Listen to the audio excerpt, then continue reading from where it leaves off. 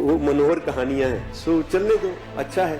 कोई भी हिमाकत की गई तो उसे ऐसा करारा जवाब मिलेगा कि इतिहास और भूगोल दोनों बदल जाएंगे। पाकिस्तान को सोचना पड़े कि उसे इतिहास में, भूगोल में रहना है कि नहीं रहना। वो बयान जिसे सुन पाकिस्तान बौखला गया, डर गया, कांप गया और उसके पसीने छूटने लगे। उसे लगने लगा कि भारत अब किसी बड़ी तैयारी में है। पिछली बार तो भारत ने पिटाई कम की थी, लेकिन इस बार लगता है तैयारी बहुत ज्यादा ही बड़ी है। वायुसेना प्रमुख का यह कहना कि पाकिस्तान के हमने 12 से 13 विमान तबाह कर दिए थे। उसके बाद रक्षा मंत्री राजनाथ सिंह ने यह कह दिया कि भारत पर अगर आंच आई तो किसी भी सीमा को पार हम कर सकते हैं। लेकिन उसके बाद जिस अंदाज में आर्मी चीफ उपेंद्र द्विवेदी ने यह साफ कर दिया कि ऑपरेशन सिंदूर में जो संयम रखा गया, अब की बार भारत वो संयम नहीं रखेगा। इसी के साथ उन्होंने पाकिस्तान को नक्शे से मिटाने की चेतावनी भी दे दी।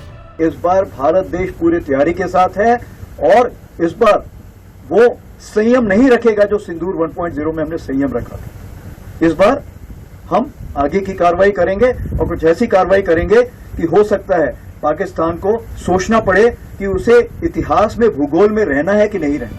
बस यही सुनकर पाकिस्तान के कान खड़े हो गए और वो बिलबिलाने लगा। अब पाकिस्तान की तरफ से भी बयान सामने आया है। पाकिस्तानी सेना के मीडिया विंग ISPR ने ऑफिशियल स्टेटमेंट जारी किया और कहा कि भारतीय रक्षा मंत्री और सेना के अधिकारियों के गैर जिम्मेदाराना बयान जंग को बढ़ावा देने की कोशिश है।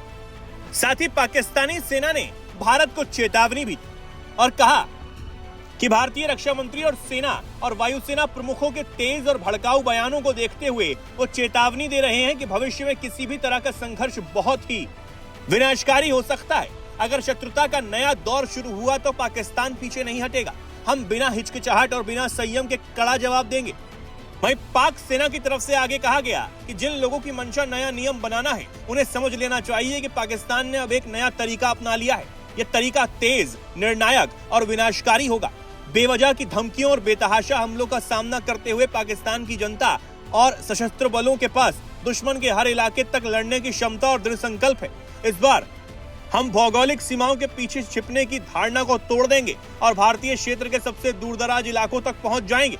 जहां तक पाकिस्तान को नक्शे से मिटाने की बात है, भारत को जानना चाहिए कि अगर ऐसी कोई स्थिति आई तो इसका असर दोनों तरफ होगा। अब पाक सेना ने बयान तो दिया, लेकिन अपने बयान से एक बार फिर उसकी कायराना सोच सामने आ गई। जिस तरह पिछले संघर्ष के दौरान पाकिस्तान ने भारत के रिहायशी इलाकों को निशाना बनाया था, मासूम और आम जनता को निशाना बनाने की उसने जो कोशिश की थी, वही अब फिर से उसने बयान में बोली है। अपनी सोच को उजागर करते हुए उसने यही कहा है कि वो भारतीय क्षेत्र के सबसे दूरदराज इलाकों तक अपनी पहुंच बनाएगा।